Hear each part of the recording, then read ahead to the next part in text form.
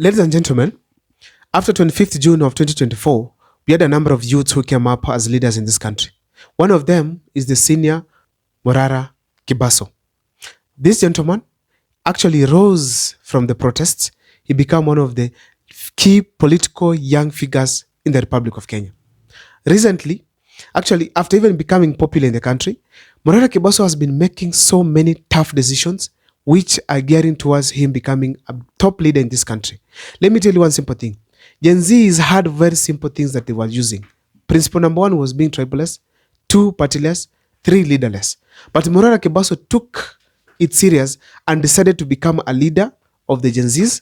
And apart from that, he had to start a party which was against the Gen Z requirements.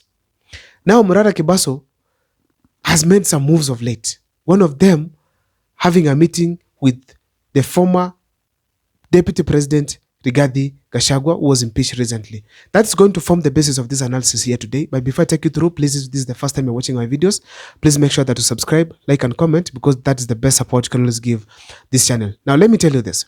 One thing I admire about Morara Kibaso, it is that he makes decisions so long as he thinks they are right. Some people opposed him when he came up with the party. And they said, actually, we have to form the party. We cannot fear. If we have to beat these people, we have to have our own party, our own vehicle to be able to gather more strength that will take members of parliament to the government.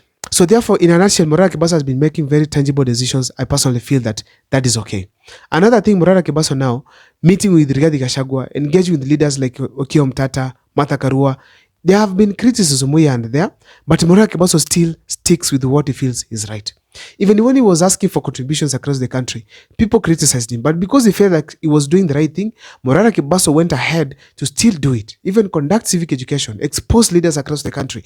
And that was significant from my thinking. Now, Morara Kibaso met with Gachagua. Of course, he had criticized other leaders like other youths like Kaskazini, that's Samuel Makaure, telling him that he was not supposed to dance with William Ruto, with Raila Amolo Odinga, who literally benefited from the Gen Z blood. However, I supported that because I feel strongly that you should not join Ruto in any way, either directly or indirectly, and especially if you are a Gen Z, considering the fact that youths were killed because of the government that is led by William Ruto. Now, Morara Kibaso made the bold decision to go and meet Gachagua. In their meeting, people speculated on so many discussions, but as per to me, there are a few things I was able to observe these people were able to discuss in this meeting. First of all, it's the youth's agenda. You know, we have to discuss here, we have to be very sincere that the youth agenda is very significant and it has to be tabled in every political platform that is available in this country. If Morara Kibaso had it with Gachagua, who is most likely going to be in government next time, I feel strongly that it is good to have a sincere conversation as far as the youths are concerned.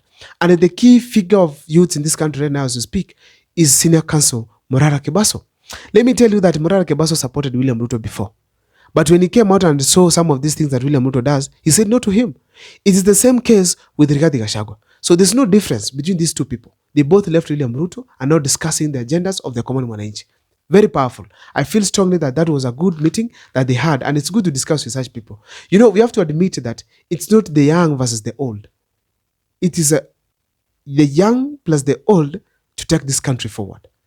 Also, if you consider very well, it's not the existing against the people who are coming in. No, it's those who have existed, changing their mind, changing their ways of leadership, and joining the young people who have righteous mind to take this country forward. Because, as Morara Kibaso said before in one of the interviews, we don't have a shortage of youths in government.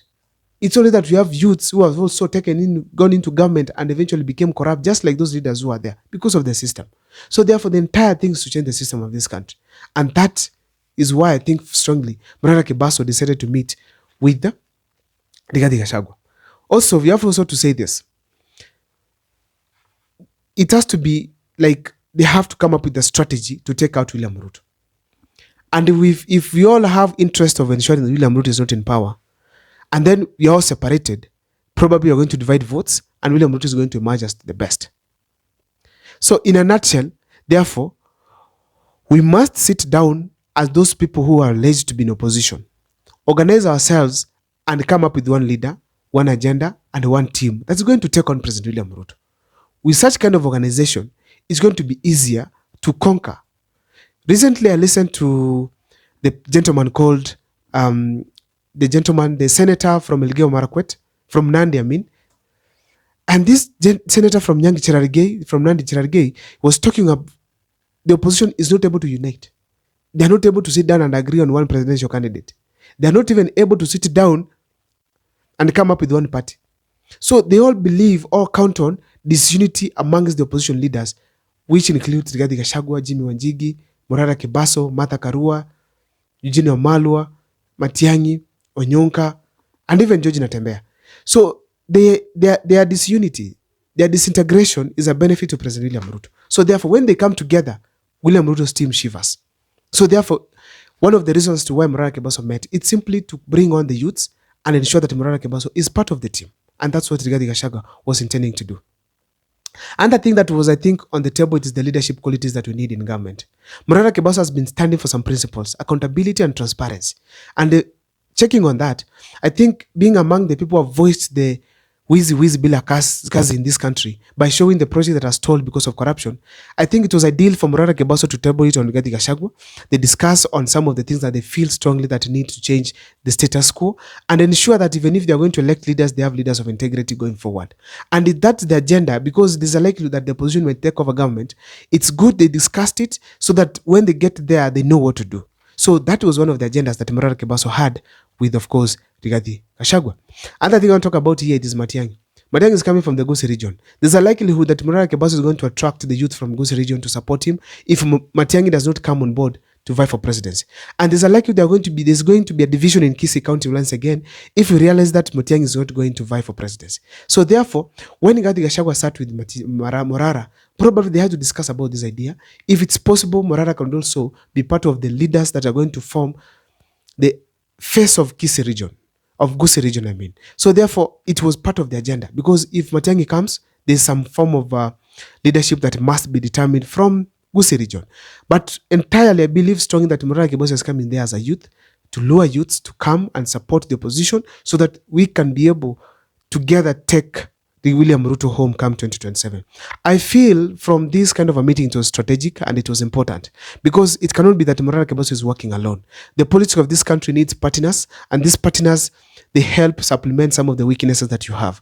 Morara Kibaso cannot be completely superior or completely smart in everything. He needs some sectors to be supplemented by some of the key figures that we have in government or not in government. So therefore, I support the meeting that they had, and it's ideal it continues making these engagements so that going forward we can have someone who is experienced, because engaging with Rigathi Gachagua itself makes Morara Kibaso a better leader than who he was just before the engagement. I don't know what's your take as far as Morara Kibaso is concerned, but let me see on the comment section, guys, what you think.